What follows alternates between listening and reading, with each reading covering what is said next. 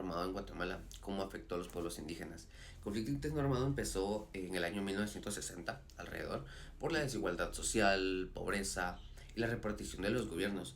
Durante la guerra murieron muchas personas, estamos hablando de alrededor de unos 230 o 150 mil personas, donde se estima que alrededor de un 80% de estas personas eran de pueblos indígenas. La mayoría de conflictos terminaron en 1996, en los acuerdos de paz que se firmaron. Pero, pues, de igual manera, los pueblos indígenas ya habían sufrido bastante en masacres, pérdidas de tierras, pérdidas de bienes o desplazados, ya que algunos se tuvieron que mover tanto de donde vivían, siendo por ejemplo Zacapa, Izabal o Jutiapa, donde más afectados estaban los pueblos, se tuvieron que mover, incluso algunos yéndose hasta México para poder sobrellevar las cosas. Gracias. Paz fue fundamental en los acuerdos de paz en Guatemala en 1996, destacando el acuerdo sobre identidad y derechos de la población indígena, firmado en 1995, que reconoció a Guatemala como nación multiétnica, pluricultural y bilingüe, representando mayas, garífunas y chincas. Impulsaron demandas claves como desmilitarización, protección de la tierra, culturales.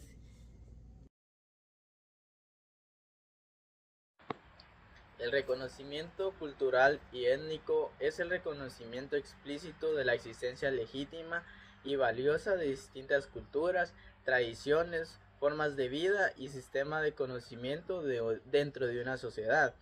Este reconocimiento significa aceptar que cada grupo social, ya sea por su idioma, sus prácticas ancestrales o su identidad, tienen derechos propios que deben ser respetados y protegidos en igualdad de condiciones. No se trata solo de tolerancia, sino de una valoración activa de la diversidad cultural como un componente fundamental de la convivencia social. El reconocimiento cultural y étnico también implica que las instituciones del Estado y las políticas públicas reconozcan y garanticen los derechos colectivos de los pueblos y comunidades, incluyendo el acceso a la educación, la justicia, la participación política y la perseverancia de sus formas culturales. Buenas tardes, licenciado y compañeros. A mí me tocó hablar sobre los derechos sobre la tierra. Los derechos sobre la tierra abarcan normas legales y constitucionales que regulan el acceso, uso, control y transferencia de terrenos y recursos naturales. Incluyen la propiedad privada, la tenencia comunal, derechos de uso y arrendamiento, protegiendo a campesinos y comunidades indígenas contra desalojos, siendo clave para la seguridad alimentaria, la equidad social y la sostenibilidad. Tipos de tenencia de la tierra. Está la propiedad privada, que son los derechos individuales con capacidad de vender, transferir o hipotecar. Tierras comunales tradicionales, que es la propiedad colectiva de comunidades, a menudo con derechos constitucionarios comunes en pueblos indígenas. Tierras estatales, que es la propiedad gestionada por instituciones públicas. Derechos de uso, derecho a cultivar o utilizar la tierra sin ser propietario. La relevancia social y legal. El acceso a la tierra es considerado un derecho humano fundamental, esencial para el sustento, la identidad cultural y el desarrollo rural. Gracias.